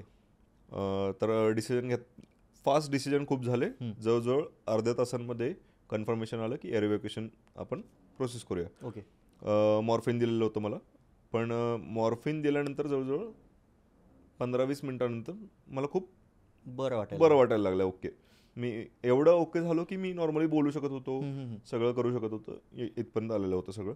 मग त्यावेळेस मग डिसिजन मीच स्वतःहून सांगितलं की ठीक आहे, आपण एक दिवस आपण ठेवूया ऑब्झर्वेशनमध्ये आणि नंतर अजून एक डिसिजन घेऊया. मग त्या दिवसामध्ये आमचं सगळं ठीक झालं, मला परत काही प्रॉब्लेम आला नाही. सो आम्ही एअर एव्हॅक्युएशन वगैरे कॅन्सल केलं. आम्ही आमच्या वॉयजमध्ये चालू राहिलो. ॲज अ सेलर माझी रिस्पॉन्सिबिलिटीसुद्धा हीच राहते की जो आमचा रूट आहे, बेसिकली आम्ही कार्गो सप्लाय करतो एका कंट्रीमधनं दुसऱ्या कंट्रीमध्ये, एक्सपोर्ट आणि इम्पोर्टमध्ये. येस. सो माझं ॲज अ सेलर म्हणून किंवा ॲज अ सीमन म्हणून मी हेच कन्सिडर करतो की वॉयजमध्ये आपल्यामुळे काही प्रॉब्लेम नाही झाला पाहिजे. सो ही माझी ड्युटी राहते काय. आणि 1 नॉटिकल माइल म्हणजे किती किलोमीटर? जवळपास तुम्ही 1.5 किलोमीटर म्हणू शकता. 1 नॉटिकल माइल म्हणजे 1.5 किलोमीटर जवळपास, रफली कॅल्क्युलेशनसाठी चांगलं. येस. नाईस. आणि कंटेंट क्रिएशनबद्दल आपण बोलत होतो. येस. सो कंटेंट क्रिएशनमध्ये तू अजून काय काय प्रकारचं कंटेंट शूट केलंय और क्रिएट केलंयस? तुझी हॉबी आहे ही, बरोबर? Yes, hobby. तू बाय प्रोफेशन जरी इंजिनियर असलास तरी तुला आवड याची आहे. खूप जास्त आवड आहे. तुला फ्युचरमध्ये याबद्दल काही करायचंय का की पुढे जाऊन मला असं कंटेंट नक्कीच थोडीशी रफ आयडिया देऊ शकतो? येस. आपण जसा हा पॉडकास्ट चॅनल आपण चालू केलेला आहे, तर मी एक अनफिल्टर्डच, एक माझ्या वेमध्ये जो थोडासा स्टोरी टच राहील, त्याला एक सिनेमॅटिक टच राहील, या पद्धतीमध्ये एक थोडंसं काहीतरी चालू करणार आहे. ट्राय करेन. आपण शॉपिंग केली आहे त्यासाठी, शॉपिंग झाली आहे ऑलरेडी आपली त्यासाठी, तर बघूया, नक्कीच ट्राय करेन मी. आणि कधीपर्यंत आपल्याला हे पाहायला शक्यतो तुम्हाला मिळेल ज्यावेळेस मी ऑनबोर्ड जाईल, त्याच्यानंतर एक साधारण 2 ते 3 आठवड्यानंतर तुम्हाला पहिला माझा एखादा व्हिडिओ वगैरे काहीतरी बघायला मिळेल. नक्की यार. सो जर तुम्ही आत्तापर्यंत ही व्हिडिओ पाहत असाल तर ऑब्व्हियसली तुम्हाला हे इंटरेस्टिंग वाटत असेल या गप्पा, तर तुम्ही प्लीज शार्दूलला इन्स्टावरती सबस्क्राईब करून ठेवा. त्याचं युजर आय डी आहे marine.alpha, राईट? येस. सो तिथे तो त्याचे जे पुढचे प्लॅन्स आहेत तो तिथे शेअर करेल. नक्की. आणि तुम्हाला व्हिडिओ एडिटिंग, परत कंटेंट क्रिएशन, फोटोग्राफी, व्हिडिओग्राफी, कुठल्याही पद्धतीची मदत लागली, you just 1 message away from him. तुम्ही इन्स्टावरती बिंदास मेसेज करू शकता त्याला आणि तो नक्कीच तुम्हाला हेल्प करेल. नक्कीच. शार्दूल आणि मी लहानपणीपासून, बालवाडीपासूनचे मित्र आहे. बरोबर. आणि जरी आम्ही मध्ये टचमध्ये नसलो तरी प्रत्येक सेलिंग नंतर तो येतो, आम्ही मग खूप फिरतो, मजा करतो. आणि हे पॉडकास्टचं जेव्हा मी त्याला सांगितलं की असं आहे, तर he was the most happiest person.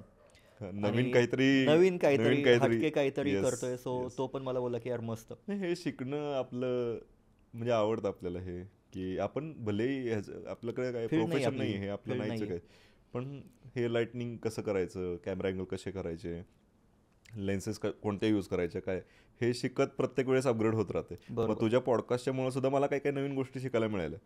असं नाही की नाही. जसं की जसं की एखादी तू मला गोष्ट- माईक सांगितलं, ठीक आहे, हां. की मी काय म्हणलं की माझ्या कंटेंट क्रिएशनमध्ये माईक हा कन्सेप्टच नाही आहे, कारण का मी स्टोरी टेलिंगमध्ये कधी हे नव्हतंच घेतलं की ऑडिओ मला रेकॉर्ड करायचं आहे किंवा काय. ही जी गोष्ट आहे की तू मला माईकबद्दल सांगितलं की ऑडासिटी कसं आहे, कसं यूज होतं, कसं वर्क होतं, आपण माईकचे बॅकअप्स कसे ठेवायचे. आता तुम्हाला सांगतो स्पष्ट गोष्ट की हा जो दिसतो इथं माईक, हा फक्त माईक इथे दिसतोय, ठीक आहे. एवढंच नाही आहे हा सेटअप, ह्याच्या मागं भरपूर काय काय आहे, तुम्हाला हे दिसत सुद्धा नाही आहे. कार्पेट खालून वायर गेली आहे, परत तिथे जाऊन वेगळ्याच मशीनला जोडली आहे, बरोबर, त्यानंतर वेगळ्या मशीनला जोडली आहे, अगदी त्या मशीनला पॉवर द्यायला 2 केबल लावल्यात. हे त्यांना दिसत नाही. पण हे आता आपल्याला कळतंय की कॉन्टेंट क्रिएशन आपण करत असतो कायम, त्यामुळे आपल्याला कळत चाललंय, इम्प्रूव्ह होत चाललंय हे नॉलेज. आणि बेसिकली मी तुला सांगतोय ना, आता आपलं नॉलेज एवढ्या चांगल्या लेवलला येऊन पोचलं की आपण एक डिजिटल मार्केटिंग टीम जरी काढायचं म्हणलं ना, आरामात तरी आरामात आपण करू शकतो.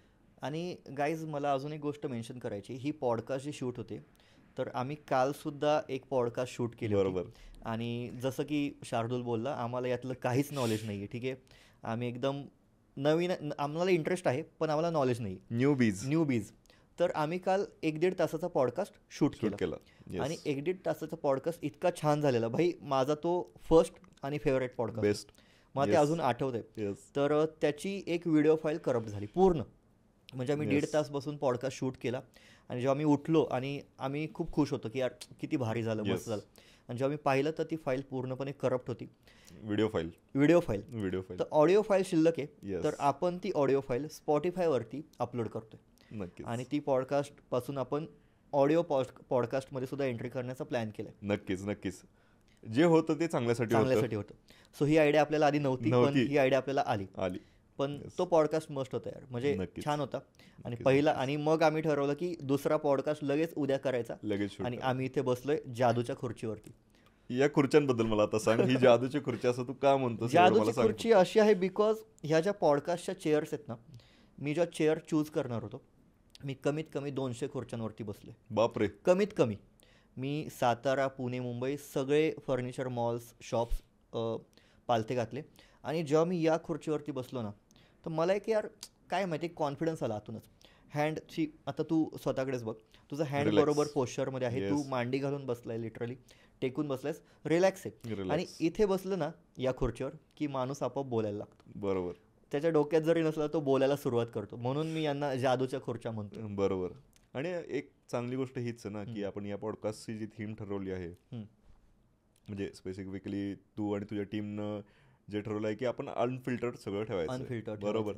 त्यामुळं एक असा कट्टा जो आपण म्हणतोय, एक वाईब जी आपण इथं क्रिएट करतोय की निवांत गप्पा मारायच्यात यार. मग या गप्पांमधून आपण फक्त नॉलेज आपलं शेअर करतो की आपल्याला काय आपण करू शकतो पुढे किंवा काय.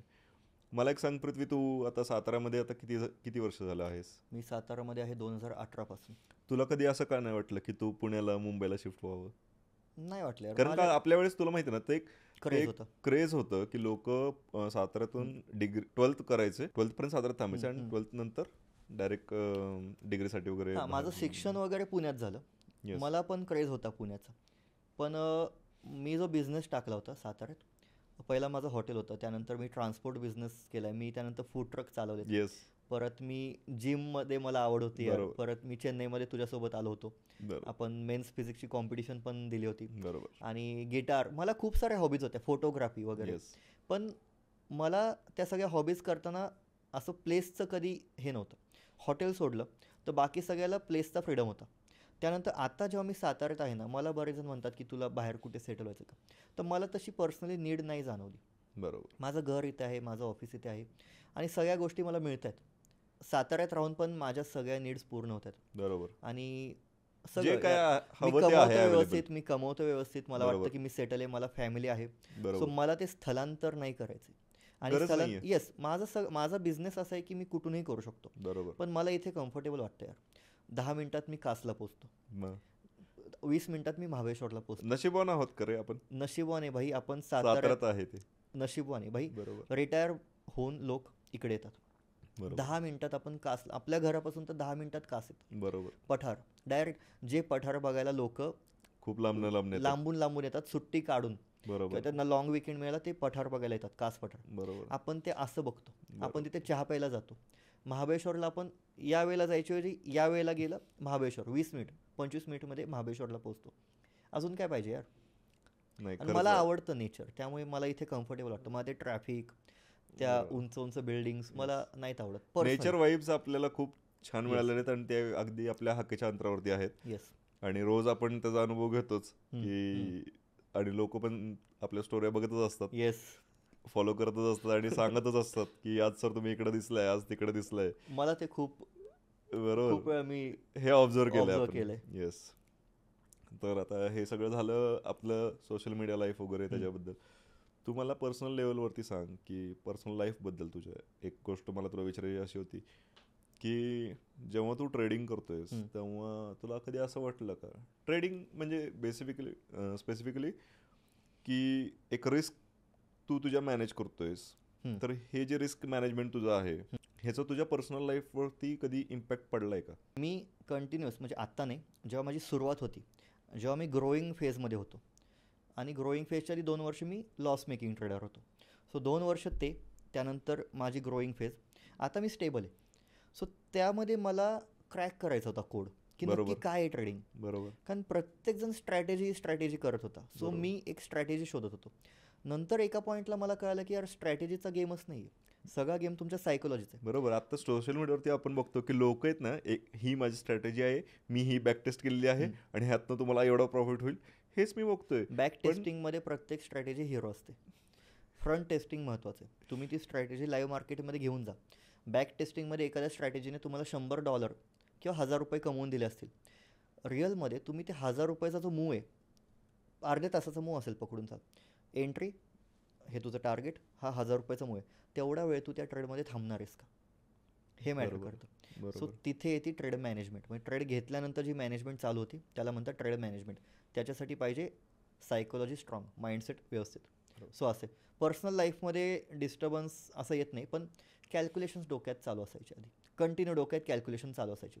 जेवताना पण मी जेवत असायचो ना जेव्हा आधी, माझ्या डोक्यामध्ये पूर्ण कॅल्क्युलेशन चालू असायचे. लोक माझ्या आजूबाजूला काय बोलत आहेत मला काहीच माहिती नसायचं.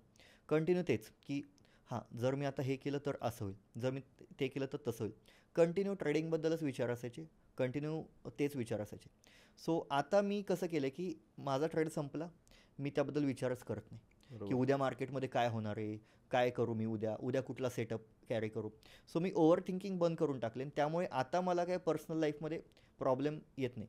कारण आधीच्या माझ्या बिहेवियरमुळे काय व्हायचं, फॅमिली टाईम मला देता येत नव्हतं. सो हे मी सगळ्या ट्रेडर्सला सांगेन की यार फॅमिली टाईम महत्त्वाचा आहे. एक डिसिप्लिन लाईफ. तुम्ही तुमचा ट्रेड संपल्यानंतर बरोबर त्याबद्दल विचार करू नका, कारण विचार करून तुम्ही मार्केट बदलू नाही शकत. उद्या काय होणार आहे तुमच्या हातात नाही आहे. बरोबर. सो चालू मार्केटमध्ये या आणि तुमचे जे काही डिसिजन्स असतील ते त्यावेळी घ्या. एंड. कारण फॅमिली टाईम मॅटर करतो खूप. म्हणजे मला असं म्हणायचं आहे, बहुतेक तू पण आयुष्यामध्ये हेच फॉलो केलं आहे की पैसा ॲक्च्युली इम्पॉर्टंट आहे, पण तो एका लेवलपर्यंतच इम्पॉर्टंट आहे. Yes yes. आणि त्याच्यानंतर रिलॅक्स लाईफ, स्वतःचं लाईफ, एक जीवन येस की ज्यासाठी वरचून आपल्याला खाली पाठवलं आहे ते जगायचं, ते जगावं. आणि मला असं वाटतं की पैसा इम्पॉर्टंट आहे, कारण जे काय आपले शौक आहे रे आहे, पैसा इम्पॉर्टंट आहे. जे म्हणतात ना की पैसा इम्पॉर्टंट नाही आहे, चुकीचं आहे. खरंच पैसा लागतो हे तर फॅक्ट आहे. पण जास्त पैसा पण, हे बघ 5 कोटी 50 कोटी लाईफस्टाईल सेम आहे. सो मला असं वाटतं की एक सर्टन कॉर्पस झाला ना की तुम्ही तुमच्या लाईफकडे फोकस करा. सो माझं पण तेच एक सर्टन कॉर्पस झाला माझा की मी सरळ SWP करणार आहे आणि मी निवांत राहणार आहे. बरं, पैसा मला सगळ्यात तुला ॲक्टर कुठला आवडतो? बॉलिवूड सांग, हॉलिवूड ॲक्टर. येस, आपलं मराठी पब्लिक आहे, तू मराठी ॲक्टर सांगितलंस तरी चालेल. मला यार ॲक्टर कुठला, मला सयाजी शिंदे. सातारकर. सयाजी शिंदे खूप अनफिल्टर्ड आहे तो, अनफिल्टर्ड आहे म्हणून सयाजी शिंदे. बरोबर. आणि मला ॲक्च्युली ना, तू जेव्हा पैसे सांगत होता ना त्यावेळेस मला शाहरुख खानचाच एक डायलॉग आठवलेला की खोटं बोलतात ॲक्च्युली ते लोक की जे म्हणतात की पैशानं काही मिळत नाही, पैशानं काही मिळत नाही, पण ही तीच लोक बोलतात की ज्यांच्याकडे पैसा आहे. तर सांगायचा उद्देश हेच की जोपर्यंत तुम्ही पैसा कमवत नाही तोपर्यंत पैशावरच्या गप्पा हाणू नका, शांत बसा. जेव्हा येईल तेव्हा बोला. पृथ्वी, मला एक गोष्ट सांग की पॉडकास्ट चॅनल का, म्हणजे काय गरज काय याची अशी?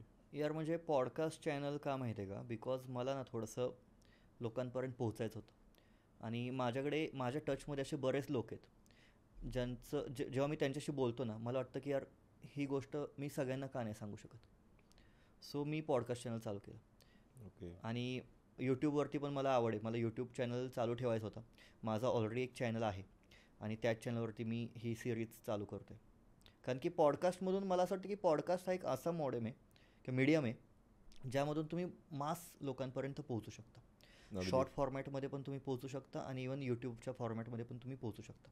सो असं मला वाटतं. आता जे काही आपण आता बोलतोय, बरोबर, सो लोकांना तुझ्याकडून पण काही ना काहीतरी व्हॅल्यू ॲड होईल. सो ती पॉडकास्ट थ्रू होऊ शकते आणि ते छान वाटतं यार. एक थोडंसं मस्त वाटतं यार की मित्रांसोबत काहीतरी वेगळं करतोय किंवा नवीन नवीन लोकांना भेटायला मिळेल. नवीन नवीन लोकांना जेव्हा मी भेटेन तर मला काहीतरी माझ्या पण नॉलेजमध्ये काहीतरी गेन होईल. बरोबर. सो त्यासाठी मी पॉडकास्ट चालू केलं. दुसरं माझं काही इंटेन्शन नाही आहे पॉडकास्टचं. जस्ट एक सिम्पल कन्व्हर्सेशन ठेवायचे आणि आपल्या मित्रांसोबत, अशा लोकांसोबत ज्यांच्यासोबत एक काही ती वाईब मॅच झाली पाहिजे. आणि या रूमचा पण ऑरा आपण थोडासा त्या टाईपच बनवला आहे की थोडंसं चिल. ठीक आहे. आता जर का कॅज्युअलच गप्पा मारायच्यात, मला थोडंसं तुझ्याकडनं एक नॉलेजबद्दल थोडंसं एक इनपुट हवं आहे माझ्या फील्डसाठी आणि सगळ्यांसाठी जवळजवळ. की आत्ता आपल्याला माहिती आहे की थोड्या दिवसात बजेट अनाऊन्स होणार आहे. बजेट येस, बजेट अनाऊन्स होणार आहे इंडियाचं. मला एक गोष्ट सांग की या बजेटमध्ये एक काही आपल्याकडं प्रेडिक्शन्स आहेत का रे, की आपल्याला कळू शकतं की काय होणार आहे नक्की? प्रेडिक्शन्स येत आहेत की टॅक्स स्लॅबमध्ये मेजर चेंज पाहायला मिळणार आहे. बरं. आणि हेच एक मेजर आहे की tax, budget is all about tax. भाई इन्कम टॅक्स म्हणायचं का तुला? इन्कम टॅक्स तू पे करतो का इन्कम टॅक्स? खरं बोल. आता मी ऑन शो हे सांगायचं का? ठीक आहे, ऑन शो मी सांगतो की मला इन्कम टॅक्स 0 आहे. का बरं असं? हा एवढ्यासाठी आहे कारण का मी ॲज अ सेलर, जर का तुम्ही 183 डेजपेक्षा जास्त तुम्ही सेल करत असाल बाहेर, इंडियाच्या बाहेर, फॉरेन वॉटर्समध्ये, इंटरनॅशनल वॉटर्समध्ये, तर तुम्हाला इन्कम टॅक्स 0 आहे. ओके, 0 आहे. पण यामागचं रिझन का? म्हणजे यामागचं रिझन असं की जसं जसं तुम्ही सेलिंग करता तर तुमची येणारी सॅलरी ही मॅक्झिमम USD मध्ये असते, US डॉलर्समध्ये असते किंवा काही काहींची युरोमध्ये असते. ठीक आहे, तर माझी येणारी जी सॅलरी आहे ती फॉरेनमधून RBI मध्ये येते पहिल्यांदा आणि RBI थ्रू ती मला इंडियन रुपीजमध्ये इक्वॅलिटीमध्ये कन्वर्ट होऊन मला मिळते. ॲज पर त्या दिवसाचा रेट. येस, ॲज पर त्या दिवसाचा रेट. तर ही मला मिळते. आता इंडियन गव्हर्नमेंटमध्ये जो फॉरेन रिझर्व्ह आहे, फॉरेन करन्सीचं रिझर्व्ह आहे, तर ह्याच्यामध्ये ॲड ऑन करण्यासाठी माझी सॅलरी हेल्प करते. असे कितीतरी लाखो इंडियन सीफेरर आहेत की ज्यांच्यामुळे इंडियाचा फॉरेन करन्सी रिझर्व्ह वाढत राहतो. तर ही चांगली गोष्ट नाही का इंडियासाठी? इंडियासाठी चांगली गोष्ट आहे. का चांगली गोष्ट? थोडंसं वाईट वाटतं हे ऐकून पर्सनल लेवलला. नाही, त्यासाठी कष्ट खूप लोक घेत आहेत की ही फॉरेन करन्सी मिळण्यासाठी म्हणा किंवा त्या लेवलवरती जॉब करण्यासाठी. त्याच्या मागचे कष्ट खूप वेगळे आहेत. आपण हे सगळं एक्सप्लेन नाही करू शकत. ते तिथं जो काम करतोय तो त्याला चांगलंच माहिती आहे ही गोष्ट की फुकट कोणीही पैसे देत नाही. त्या लेवलचे कष्ट आहेत त्याच्या मागे. आणि फॉरेन करन्सी इंडियाला काय उपयोगाची आहे? तर जे ट्रेड्स आहेत, ट्रेड्स म्हणजे काय की जे इम्पोर्ट एक्सपोर्ट चालतं इंडियामध्ये, की आपण चायनामधनं इम्पोर्ट करतो, आपण रशियामधून इम्पोर्ट करतो, आपण दुबईमधनं इम्पोर्ट करतो किंवा काही एक्सपोर्ट करत असेल आपण, तर हे जे करार आहेत की आपण काहीतरी घेतो म्हणलं त्याबद्दल पैसे आपल्याला पे करायचे, तर इंडियन गव्हर्नमेंट जी ही करार करते तर त्याची करन्सी ही एक म्हणू शकता की USDच आहे, की US डॉलरमध्ये त्यांना हे व्यवहार करायला लागतात. आता तुम्हाला सांग की जसं तू बाहेरच्या देशामध्ये फिरायला जाणार असशील तर तू काय करतो की बँकेमध्ये जातो, एक तुला $100 तुला जर का हवे असतील तर त्याचा काय रेट असेल तर बँक थोडंसं ब्रोकरेज घेते त्यामागे. बरोबर. आता इंडियासारख्या कंट्रीला जर का एखादा ट्रेड मॅनेज करायचा आहे त्यांचा एखाद्या कंट्रीसोबत, मग त्यांच्याकडे समजा फॉरेन रिझर्व्ह त्यांना घ्यायचे असेल तर त्यांना ते इंटरनॅशनल मार्केटमधनं ते आम्हाला पैसे उचलायला लागणार त्यांना. मग त्या लेवलवरती किती ब्रोकरेज द्यायला त्यांना पे करायला जास्त. पण तेच जर का त्यांच्याकडे ऑलरेडी स्वतःचं आहे की त्यांना बाहेरून फॉरेन करन्सी येते इंडियामध्ये, ठीक आहे, की ठीक आहे मग आमच्या सॅलरीज थ्रू म्हण की खारीचा वाटा असेल, त्यात खारीचा वाटा असेल, महत्वाचा आहे. तर हा खारीचा वाटा जर का इंडियन सीफेरर देत असेल तर का नाही? मग त्यांना असं एक म्हणू शकतो आपण की एक पुश, थोडेसे एक मोटिवेशन हे त्यातून मिळतं की त्यांनी अजून सुद्धा इन्कम टॅक्स हा 0 ठेवलेला आहे. मस्तच यार, मस्त. ही जी फॉरेन करन्सी आहे ही तुम्ही तुमच्या जवळच ठेवा. हे मी म्हणू शकतो. कारण का आता तुम्ही बघताय जर की तुम्हाला जसे गरज नसेल लगेचची. वॉर सिच्युएशन्स आले, डॉलरचे रेट डायरेक्ट वाढायला चालू झाले, हम्म. की ॲज अ इन्व्हेस्टमेंट म्हणून तुम्ही ह्याच्याकडे बघू शकता. एक okay, kind of Kind of investment होऊ investment. शकते. जसं की की- आपण वॉच रोलेक्स जेव्हा मी घेतलं होतं ना, येस, त्याची प्राइस होती 14,74,000. बरोबर Correct.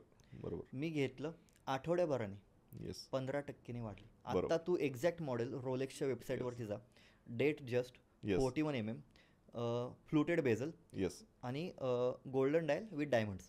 करेक्ट. त्याची किंमत आहे आता 15,83,000 एका महिन्यात भाई. मग तू मला सांग, ही इन्व्हेस्टमेंटच झाली ना. आणि ते मिळत पण नाही. मिळतच नाही. पहिली गोष्ट म्हणजे मिळत नाही. रोलेक्स तुम्हाला माहीत नसेल, 90% लोकांना मी सांगतो, रोलेक्स ही अशी गोष्ट नाही आहे तुमच्या खिशामध्ये पैसे आहेत म्हणून तुम्ही जाऊन घेऊ शकता. तुम्ही रोलेक्सच्या शोरूममध्ये जावा, तुम्हाला कधीच रोलेक्स रेडीली अवेलेबल नसतं. तुम्हाला बुकिंग करायला लागतं. मी खूप लकी आहे त्या बाबतीत. येस. आणि तिथे लिंक्डइन प्रोफाईल घेतात, तुमचा बिझनेस प्रोफाईल घेतात, टोटल बिझनेस कार्ड माणसाची घेतात. प्रोफाईल घेतात सगळी, की तो करतो काय, तो त्या लायकीचा आहे की नाही. परफेक्ट, त्यालाच मिळतं. येस, मी थोडासा लकी आहे. येस येस येस आणि मी ओमेगा घेताना मला काही प्रॉब्लेम नाही आला, पण रोलेक्सच्या मला खूप थांबावं लागलं. बरोबर. आणि मला तेच एक्झॅक्ट मॉडेल पाहिजे होतं. रोलेक्स आता बघूया आपण. सबमरीनर आपण बुक बुक केलंय. मिळणार भाई, कधी नक्कीच येणार आहे काय नक्कीच बघूया मिळणार. आपण. सांगितलंय त्यांनी आपल्याला मिळेल म्हणून. मिळेल म्हणून आपल्याला मिळाले. तसं पण इन्व्हेस्टमेंट आहे गाईज. Yes, मी yes. परत सांगतो, वॉचेस, परत इवन काही कार्स, मस्टँग पण आता ॲज अ इन्व्हेस्टमेंट चालू आहे भाई. येस. कारण डिमांड आणि सप्लायचा पूर्ण खेळ. बरोबर. ते जर का मॅनेज करता आलं तर मला असं वाटतं की कुठलंही एक बिझनेस मॉडेल चालू शकतं आरामात. बरोबर. माझा मित्र होता एक, त्याने एक मस्टँग घेतली, अराउंड 70 लाखला वगैरे घेतली, त्याने 80 लाखाला विकली. बरोबर. थोडंसं बेसिक मॉडिफिकेशन्स करून. बरोबर. सो ते पण एक 10 लाखाचा प्रॉफिट कोण देतात? 70 लॅक्सवरती 80 लॅक्स म्हणजे अराउंड तुम्ही 12-15% कमवले त्यावरती. लगेच. काय वाईट आहे यार. आणि ठीक आहे तेच की एक शॉर्टेज आहे. मस्टँग आता नाही इंडियामध्ये मिळत नाहीत. नवीन तर सोडूनच द्या, जुने पण आता खूप क्वचितच मिळतात. त्यामुळं एक, आणि मस्टँग ही अशी गाडी आहे की तुम्ही ऑन रोड त्याचा रोड प्रेझेन्स जो म्हणतो आपण, रोड प्रेझेन्ससाठी ॲक्च्युली इंडियन रोड्सवरती आपण ज्या गाड्या बघतो ना, त्या रोड प्रेझेन्सवरतीच जवळजवळ चालू, की आता आपण म्हणतो की डिफेंडरचं मॉडेल खूप जोरात दणकेदार चालू आहे. ॲज सच स्पेशल काही नाही, पण तो जो रुबाब आहे, रुबाब खूप चांगला आहे त्या गाडीचा. तसंच मस्टँग ॲक्च्युली आपण हेच म्हणतो की ॲज अ इन्व्हेस्टमेंट म्हणून आता तुम्ही अजून एक 3 वर्ष तुम्ही बघू शकता मस्टँगकडे, की तुम्हाला जरी ती गाडी आता जेव्हा नवीन गाडी लॉन्च झालेली तेव्हा त्याची किंमत किती होती? 79 lakhs एवढी होती. आज जवळजवळ 5 वर्ष जुनी, 6 वर्ष जुनी गाडी मस्टँग तुम्ही बोलली तर ती 82-85 lakhsमध्ये चांगल्या कंडिशनमध्ये तुम्हाला मिळून जाते. मी कॉलेजमध्ये होतो ना भाई, तर सिंहगड कॉलेजमध्ये मी नव्हतो, पण त्या कॅम्पसमध्ये मी राहायचो. बरोबर. तर तिथे ना एक स्पॉट होता चहाचा, तर तिथे मी जाऊन बसायचो आणि तिथून खालती एक येल्लो कलरची मस्टँग लागलेली असायची. बरोबर. ते डांगट म्हणून कोणतरी, माहीत नाही मला एक्झॅक्ट, पण त्यांची बहुतेक ती होती येल्लो कलरची, ब्लॅक लाईन्स. येस. मी रोज जायचो, मी तिथे चहा पीत ते बघायचो, रोज बघायचो मस्टँग ती येल्लो कलरची. इतकी मला आवडते. जर माझ्याकडे कधी एक्सेस कॅश फ्लो आला ना भाई, तर मी मस्टँग नक्कीच घेईल. मला माहिती मी घेईल. नाही, आपण घेऊ नक्कीच एकदा. पॉडकास्टमध्ये, पहिल्या पॉडकास्टमध्ये आम्ही केलंय डील केलंय का? ठीक आहे. जर का एक्सेस कॅश फ्लो आला तर मस्टँग, बिकॉज आपल्याला इथे लाईफस्टाईल सेल करायची नाही, लाईफस्टाईल सेल करण्यासाठी ते आपले एक, त्यावरती पण आपण बोलू थोड्या वेळ. स्वप्न आपलं एक, नाही का, लहानपणाचं एक स्वप्न. लहानपणाचे स्वप्न आहेत आपले. मी अजून मला तो मोमेंट आठवतो. तू नसतील आला ना तिथे कधी? कुठे? मी तो दाखवली बहुतेक ती येल्लो कलरची मस्टँग. मला माहिती आहे, मला प्रत्येककडून ऐकलेलं मी ही गोष्ट. जेव्हा तो तिथेच राहिला ना त्या एरियात, ती आंबेगावमध्येच तो राहिलाय, त्यामुळे त्यानं मला एकदा दाखवलेली. येस. मी त्या कॅम्पसमध्ये होतो. मी रोज सकाळी ती लागलेली असायची आणि मी रोज बघत बसायचो, कारण तो स्पॉट असा बरोबर डायगोनल दिसायची ती गाडी. येस. मस्त वाटायचं यार. आणि मी म्हणजे तेव्हा बघायचो की कितीला आहे, तर तेव्हा ती 79 लाखला होती. करेक्ट. आता ती मिळतच नाही. म्हणजे आता असं झालंय काही गोष्टी की पैसा आहे पण गाडीच नाही मिळत. इवन आपले एक फ्रेंड आहेत गौरव, कोल्हापूरचे, GM Vlogs म्हणून त्यांचा चॅनल आहे. येस. मी तुला सांगितलं होतं. तर भावाने कोल्हापूरमध्ये, त्याचा पण कंटेंट खूप छान आहे. तर कोल्हापूरचा भाऊ कॅनडात असतो काय. येस. आणि भावाने मस्टँग घेतले लाल कन्व्हर्टेबल. येस. आणि त्याच्यावरती तो फॉलोअर्सची नावं लिहिलेत त्याने. बरोबर. नेक्स्ट लेवल विषय करून टाकला. खूप छान आहे. तर त्याला पण मी पॉडकास्टला बोलवणार आहे. आमचं बोलणं पण झालंय. मेन म्हणजे स्टुडिओचं रेडी नव्हता आणि 3 तारखेला भाऊ गेले. आणि आपला स्टुडिओ आत्ता रेडी झाला. नाही काही प्रॉब्लेम नाही. सो तो पण आपला फ्रेंड आहे, गुड. त्याचा पण कंटेंट मस्त आहे. बरोबर. सो त्याच्याकडे मस्टँग आहे, मग तो भाऊ आपलं ड्रीम जगतोय तिकडे. असं तुझ्या फील्डमधील लोकांनी सगळ्यात बेसिक, जर त्यांना कष्ट नसेल करायचं, म्युच्युअल फंड इज बेस्ट त्यांच्यासाठी. कुठला घ्यायचा? हायब्रिडमध्ये कुठलाही. हायब्रिडमध्ये कुठलाही, एवढं मी सांगतो, पण तो चांगल्या रेप्युटेड कंपनीचा असावा. SBI, Nippon, HDFC. दुसरी गोष्ट, जर त्यांना ते नसेल करायचं व त्यांना थोडंसं नेक्स्ट लेवल जायचं आहे, पुढची स्टेप, तर ते स्विंग ट्रेडिंग और इन्व्हेस्टमेंट करू शकतात. ब्ल्यू चिप कुठलाही स्टॉक उचला, इन्व्हेस्ट करा, एंड. मार्केट जेव्हा पडतं बाय करा, जेव्हा वाढतं सेल करा, इतकं बेसिक आहे. ओके. मार्केट वाढलं की पडलं हे समजण्यासाठी बेसिक चार्ट तर कोणीही बघून सांगेल की मार्केटमध्ये काय चाललं आहे. इतकं जरी त्यांनी केलं ना, हार्डली 10 मिनिट लागतात. रात्री 10 मिनिट तू चार्ट बघितले, अच्छा यार निफ्टी आत्ता फॉलिंग आहे, ठीक आहे, कुठले कुठले स्टॉक्स आहेत जे मला डिस्काउंटमध्ये मिळतात चांगले, ते बाय केले, अजून पडते अजून थोडे बाय केले. सो यामध्ये थोडंसं ॲव्हरेजिंग चालतं इन्व्हेस्टमेंटमध्ये, पण तो स्टॉक ब्ल्यू चिप पाहिजे. बरोबर. एवढंच. मला सांग, आता जसं आपण म्युच्युअल फंड वगैरे म्हणतो, तर बाय द एंड हे जे म्युच्युअल फंड्स आहेत वेगवेगळ्या टाईप्सचे, ते सुद्धा स्टॉक्समध्येच इन्व्हेस्ट करतात. हां, मग मी समजा डायरेक्ट स्टॉक्समध्ये इन्व्हेस्ट केलं तर काय प्रॉब्लेम आहे? चालतं, पण कसं असतं भाई, एक क्वालिफाईड माणूस त्या फील्डमधला आपले मनी इन्व्हेस्ट करणार, ते कधीही चांगलं. कारण तू जर इन्व्हेस्ट केलं ना, तू 15 वर्ष त्या स्टॉकमध्ये नाही थांबू शकत. नाही कधीच. समजलं? तू मॅक्स 1 महिना 2 महिने थांबशील किंवा 1 वर्षभर थांबशील. पण जे तू SIP करतोस ना म्युच्युअल फंडमध्ये, ती लाँग टर्म होऊन जाते. कारण तू ॲज अ सिंगल पर्सन, तुझी ह्युमन सायकोलॉजी तेवढ्या लेवलला तुला थांबू देणार नाही. सो तुला काय करायचं आहे, म्युच्युअल फंड ह्यासाठी ठेवायचं की लाँग टर्म वेल्थ. बरोबर. आणि जे तू ट्रेडिंग करणार आहे, स्विंग ट्रेडिंग, ती तुझी एक शॉर्ट टर्म वेल्थ क्रिएट करेल. ती वेल्थ पण तुला इकडेच टाकत राहायची. सो लोकांना माझ्या मते अजून बेसिक फरक नाहीत माहिती की वेल्थ म्हणजे काय आणि एक तुम्ही क्विक श्रीमंत झालाय याचा अर्थ काय. तुम्ही वेल्थ बद्दल सांगा थोडंसं. म्युच्युअल फंडने जे क्रिएट होणार आहे लाँग टर्म, म्हणजे 1 लाख इन्व्हेस्ट करून 1 कोटी झाले, ते कंपाऊंडिंगनेच होऊ शकतं. आता एवढं मोठं तर होत नाही. ती झाली वेल्थ. जे तुम्ही आज टक्क्यात कमवले, 4%, 5%, ती झाली तुमची कॅपिटल गेन. सो तो तुम्हाला कॅपिटल गेन यूज करायचा आहे तुमची वेल्थ क्रिएट करण्यासाठी. हा तुम्हाला मनी मॅनेजमेंटचा खेळ आहे सगळं, हे जमलं पाहिजे. हे जर तुम्ही क्रॅक केलं, आरामात तुम्ही पुढे जाता. कारण म्युच्युअल फंडमध्ये जर तुमच्याकडे 1 कोटीपेक्षा अबाव काही अमाऊंट असेल, तुम्ही त्यातून एक लाईफ टाईम इन्कम जनरेट करू शकता थ्रू SWP. आता मी कुठलाही म्युच्युअल फंड डिस्ट्रीब्युटर नाही आहे, पहिली गोष्ट. मी सरळ सांगतो, तुम्ही इन्व्हेस्ट करा, इझी प्रोसेस आहे. कुठल्याही हायब्रिड फंडमध्ये इन्व्हेस्ट करा. तुम्ही बँकमध्ये गेला, ते तुम्हाला सांगतील की ह्यामध्ये करा, त्यामध्ये करा, अजिबात नाही. तुम्ही कुठल्याही म्युच्युअल फंडमध्ये, पण तो हायब्रिड पाहिजे. हायब्रिड. ओके. हायब्रिड त्यासमोर लिहिलेलं पाहिजे, बस. चालेल. आपण माझ्या पण एक मला पण आता एक घ्यायचंच आहे, इन्व्हेस्टमेंट करायची. घेऊयात ना. किती वाजलेत आता? आत्ता वाजलेत 3:35. मार्केट जवळजवळ संपत आलंय, पण आता ठीक आहे, आपण काही प्रॉब्लेम नाही, आपण उद्या घेऊयात. काय तुझ्या हस्ते एक शुभारंभ आपण करूया. ठीक आहे, करून टाकूया. जो तू म्हणशील तुझ्या हस्ते आपल्या पॉडकास्टचा गणपती बाप्पा मोरया झाला, येस, तसं आपण त्याचा गणपती बाप्पा मोरया करूया. काहीच प्रॉब्लेम नाही. सो एकदा श्री गणेशा झाला की इन्व्हेस्टमेंटसाठी मी पण चालू करेल. नक्कीच बाई, नक्की. जी इन्व्हेस्टमेंट मी करतोय त्यापेक्षा ही नक्कीच मला थोडी चांगली वाटते. इन्व्हेस्टमेंट कधीही करावी.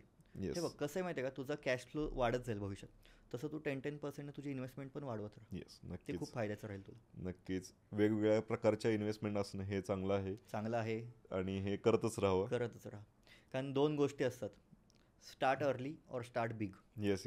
त्यातली स्टार्ट अर्ली आमची निघून गेलेली आहे. कारण आम्ही आता ऑलमोस्ट 30 मध्ये एंटर करतोय मिलेनियल्स. तुला वाटतंय का 2013-14 संपलंय आपलं? बरोबर.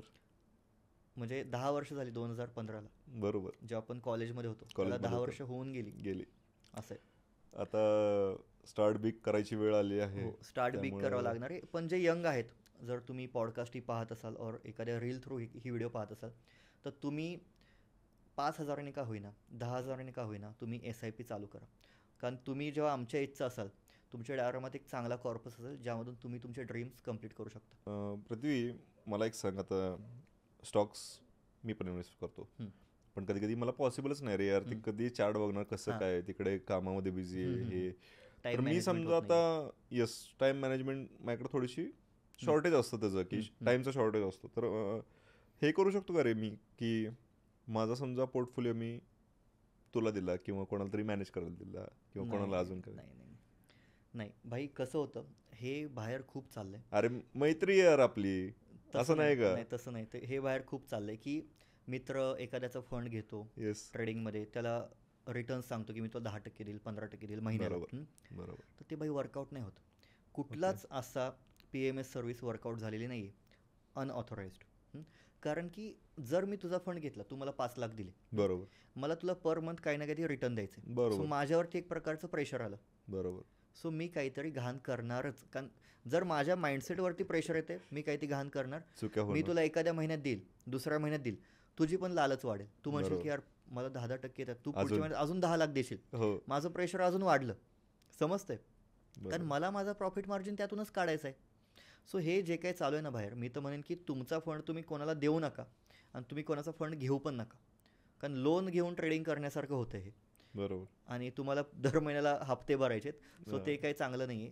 कारण की मोस्ट ऑफ द टाइम्स 3ऱ्या-4थ्या महिन्यात लॉस होतो आणि ते फंड्स एंड. मला खूप जण विचारतात की इन्व्हेस्टमेंट घेणार का? आपण नाही घेत. आणि मी त्यांना हे सांगतो की तुम्ही कोणाला देऊ नका. तर तुम्हाला एवढं जमत नाही आहे ना, तर तुम्ही सरळ म्युच्युअल फंडमध्ये टाका. ते लोक क्वालिफाईड आहेत. हे गल्लीबोळातली जी मुलं आहेत, दुकान उघडून बसलेत, ते वर्कआउट होत नाही. आणि काही जणी तर ऑफिस टाकलंय की आम्ही फंड मॅनेज करू, बिनधास्त. वर्कआउट होत नाही. बघतो आपण आजकाल रील्स तशा त्या रिलेटेड सुद्धा बघत असतो. येस. आणि माझ्या मते हे सगळे फेक आणि स्कॅम आहेत. त्यापासून तुम्ही जेवढं लांब राहाल तेवढं चांगलं आहे. बऱ्याच गोष्टी कव्हर करू शकतो, पण तेवढा टाईम नाही आपल्याला, त्या टेंजंटला नाही ह्याच्या गोष्टी. पण प्रत्येक पॉडकास्टमध्ये थोडं ना थोडं एज्युकेशन तुम्हाला मिळत जाईल. जसं जसं विषय निघेल तसं मिळत जाईल. So Shardul, to wrap up things, तुला कशी वाटली यार पॉडकास्ट? तुझा फर्स्ट एक्सपिरियन्सच आहे, माझाही फर्स्ट एक्सपिरियन्स. बरोबर. सो तुला काही फीडबॅक द्यायचा असेल तू देऊ शकतो. लाईक ओपन आहे आपण फीडबॅकसाठी. बरोबर. पॉडकास्ट हा जो आपण चालू केलेला आहे, हा जसा आपण चालू केलाय हा तसंच राहू दे. यामध्ये आपण ह्याच्यामध्ये येस नाही, काय होतं माहिती आहे का, लोक पॉडकास्ट असेच चालू करतात, पण नंतर जाऊन ते एक बिझनेस अँगल होत जातो. जसा बिझनेस अँगल मिळतो ना एखाद्या गोष्टीला, मग त्याचं खरं रूप चेंज होऊन जातं. बरोबर. सो आपल्याला अनफिल्टर्ड राहू देल. येस, हा कट्टा असाच राहू देल, कट्टाच राहणार आहे. याच कट्ट्यावरती परत एकदा आपण कधीतरी नक्कीच भेटू आणि नक्कीच अजून काहीतरी वेगळ्या टॉपिकवरती आपण बोलू. पार्ट 2 आपण तेव्हा टाकू. तेव्हा तुझं पण काहीतरी असेलच. नक्की ते आपण सध्या तरी टॉप सिक्रेट ठेवूया आपण, आणि आपण नक्कीच त्याविषयी पण बोलूच. सो यार, थँक्यू सो मच शार्दूल, तू आलास आणि वेळ काढलास तू 2 वेळा. So that is most important thing की तू 2 वेळा वेळ काढलास. आणि काल जो काही टेक्निकल इश्यू झाला त्याचा पण आपण वेगळ्या वेने यूज करूच. नक्कीच एक आपल्याला ऑपॉर्च्युनिटी मिळाली त्यात. येस, काही ते आपल्याला एक नवीन आयडिया सुचली, त्याचा आपण यूज करू. आणि आय होप तुम्हाला ही पॉडकास्ट आवडली असेल. फर्स्ट पॉडकास्ट आहे, काही चुकलं असेल किंवा काही सजेशन्स असतील तर तुम्ही बिंदास कमेंटमध्ये सांगा. आणि कोणी तुमच्यामध्ये गेस्ट असतील की तो माणूस तुमच्या शहरामध्ये और तुमच्या स्टेटमध्ये काहीतरी करतोय, स्टेट म्हणजे ऑब्व्हियसली महाराष्ट्रात झाली, पण तुमच्या शहरामध्ये काही करतोय, तुमच्या सर्कलमध्ये कोणी असं असेल की जो काही ते व्हॅल्यू ॲड करतोय लोकांच्या लाईफमध्ये, तुम्ही त्यांचं पण नेम सजेस्ट करू शकता आपल्याला. आपण ओपन आहोत सर्वांसाठी. फक्त काहीतरी त्याने व्हॅल्यू ॲड करावी पॉडकास्टमध्ये येऊन, ठीक आहे. त्याचा फक्त बिझनेस प्रमोट करायला आला आहे असं नको व्हायला, कारण की तो अँगल खूप आजकालच्या पॉडकास्टला मिळत चालला आहे, ठीक आहे. सो आय होप तुम्हाला हा एपिसोड आवडला असेल आणि तुमचं प्रेम असंच राहू द्या, तुमचा सपोर्ट असंच राहू द्या आणि या पॉडकास्टला महाराष्ट्रातील घराघरात पोहोचण्यास मदत करा. Thank you so much. Thank you. Yes.